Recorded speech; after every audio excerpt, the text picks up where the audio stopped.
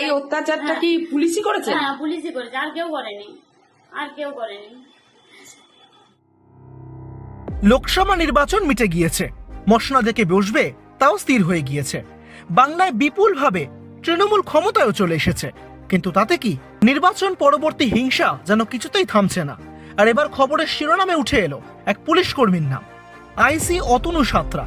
বিষ্ণুপুরে ঘুমন্ত অবস্থায় এক ব্যক্তিকে মারার চেষ্টা করেছেন তিনি। এবার এমনই অভিযোগ করছেন তার পরিজনেরা।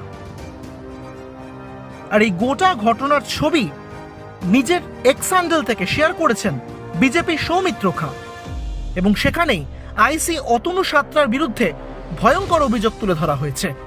মদ্যপ অবস্থায় এক ব্যক্তিকে মারার চেষ্টা করা হয়েছে বলে অভিযোগ করেছেন তিনি। আর এরপরেই পরিজনের তরফেও ঠিক একই রকম অভিযোগ। ওই সেদিন ভোটের দিনে রেজাল্ট বেরিয়েছিল, রেজাল্ট বেরাতে ওই ঝামেলা কি হয়েছিল, ওকে কোথা থেকে কি ইট ছুড়া ছুরি মারামারি করেছে, এগুলা তো চুকে গেছিল, এগুলা ছাড়া হয়ে গেছিল। হঠাৎ করে কালকে পুলিশ এলো, 3 জন এলো, ও খেয়ে দিয়ে ঘুমাচ্ছিল, খেয়ে দিয়ে ঘুমাচ্ছে, দিয়ে আমরা এসে 3 জন ডাকছে। আমি বললাম কে ডাকছে দেখো, আমি আবার দেখতে গেলাম খুলে, তখন দেখছি কপাট খুলে আবার 3 জন বলছে আইসি ডাকছে, আইসি ডাকছে চলুন। দিয়ে আবার টপ করে গাড়িতে গেল, চাপলো, দিয়ে চলে গেছে। আমি আর যাইনি, আমি আবার ছেলেটাকে বলছি কি রে দেখ কে বসে এগুলো জানি না তো, চিনি না, দেখ তো। এবার দেখে পর দিয়ে বলছে যাচ্ছি চলো তাহলে দেখাচ্ছি, আবার থানায় গেছে। আমি আর তখন যাই না, আমি আবার গেছি 8টার সময় গেছি, তখন দেখছি ওকে মারধর করে গাড়িতে চাপাচ্ছে, পুলিশ গাড়িতে। পুলিশ গাড়িতে যখন সেটা হাফ প্যান্ট পরে একটা গেঞ্জি পরে গাড়িতে 4 জন মিলে চাপাচ্ছে, এই ব্যাপার।